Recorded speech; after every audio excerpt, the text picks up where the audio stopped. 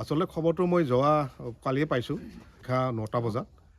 ইয়াৰ পৰাই ফোনটো কৰিছে আমাৰ আৰ্চৰ প্ৰেচিডেণ্ট আমাৰ গণদীপ ৰাভাই আৰু তেতিয়াই মই আমাৰ কৃষ্ণা ৰেঞ্জৰ উটি ফৰেষ্ট ৰেঞ্জাৰ নজৰুল ডাঙৰীয়াৰ লগত কথা পাতি আমি দুটা টিম মানে ফৰেষ্টাৰ ইয়াত পঠাই দিয়া হৈছিলে আমি গম পাইছোঁ যে নিশা ইয়াত মানে প্ৰায় 21টা দলৰ মানে এটা দল হাতী মানে ইয়াত আহি পৰিছে আহি যথেষ্ট আমাৰ দুখীয়া মানুহৰ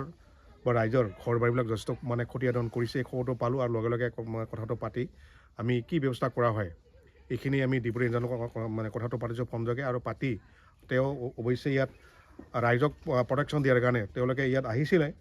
তথাপিও মানে চাৰিওফালে হুলস্থুল হোৱাৰ কাৰণে হাতীয়ে মানে ক'ত যাব ক'ত নাযাবকৈ আমাৰ বিশেষকৈ আমাৰ চৰক পৰা ৰোহনীজাৰৰ প্ৰায় 8টা দুখীয়া পৰিয়ালৰ ঘৰ ইতিমধ্যে ভাঙি আৰু যিখিনি মানে ধান চান আছিলে এইটো খাই তহিলং কৰিছে গতিকে আমি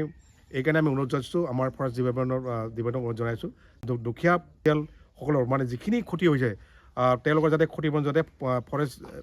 বিভাগে যাতে দিয়াৰ ব্যৱস্থা গ্ৰহণ কৰে।